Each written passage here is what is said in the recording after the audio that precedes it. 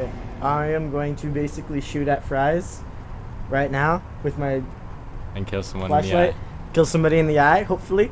And you'll see basically what a KWA SR10 shoots like.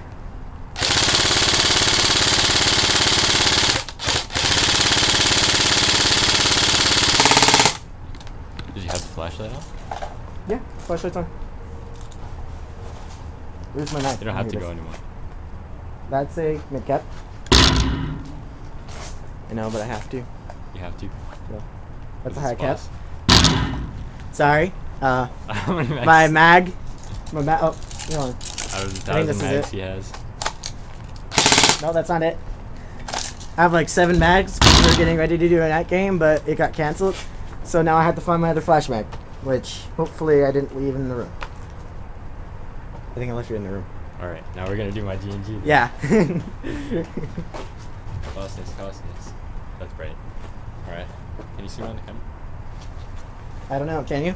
Can I? Yeah, I can see you. Yeah.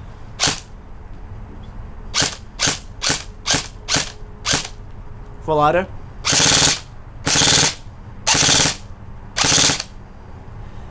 Nice.